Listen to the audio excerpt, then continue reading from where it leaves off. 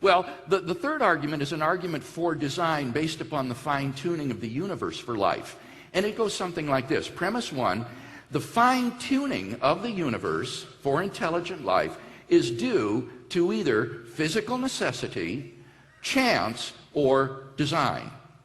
Second premise is it is not due to physical necessity or to chance, from which it follows logically, three, therefore it is due to design. So explain number two. In other words, the universe doesn't have to be beautiful and ordered. Was that what that number two is? That's correct. What scientists have discovered is that from the very moment of the Big Bang, the universe was fine-tuned with literally an incomprehensible precision and delicacy for the existence of intelligent life, such that if these constants or quantities had been altered by less than a hair's breadth, life would have been impossible, and there would be no life of any sort throughout the entire cosmos. And the question is, how do you best explain this appearance of design? Well, physical necessity would say the universe has to be that way. It must be finely tuned. But that is extraordinarily implausible because you see these finely tuned constants and quantities that we're talking about are independent of the laws of nature. They are not determined by nature's laws. They're just arbitrarily put in at the beginning, inexplicably. So they're not physically necessary. Now somebody might say, well, it's just due to chance. It's just a lucky accident. But the problem with that alternative is that it has no appreciation of the fantastic odds that we're talking about here. For example, if the subatomic weak force had been altered by as little as 1 part out of 10 to the 100th power, that's 10 followed by 100 zeros, the universe would not have been life-permitting.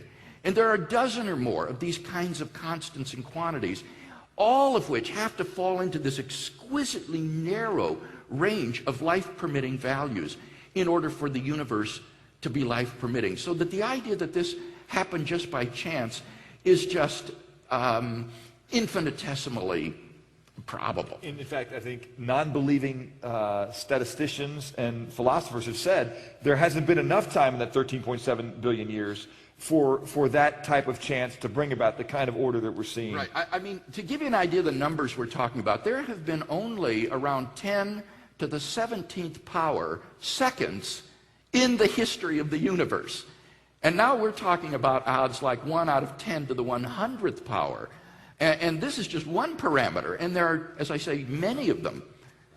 So in this conversation, the argument from order is what you think is one of the strongest arguments for the existence of an intelligent designer of some kind. Yes, and it's not just I who think this. This is something that has become really all the rage in current cosmology, this subject of the fine-tuning of the universe. And scientists are baffled by this, and those who want to resist design as the best explanation are frankly adopting fantastic metaphysical hypotheses to avoid this. Well, one of the things they've come to is they say, okay, our universe isn't old enough to explain this, so they go to the multi-universe theory. Exactly. And explain the multi-universe theory very quickly. Okay, the idea here is basically this. If the odds are too small that in one throw of the dice you would get a certain result, then what you postulate is many throws of the dice. The more times you throw the dice, the better your odds of getting a certain result. So,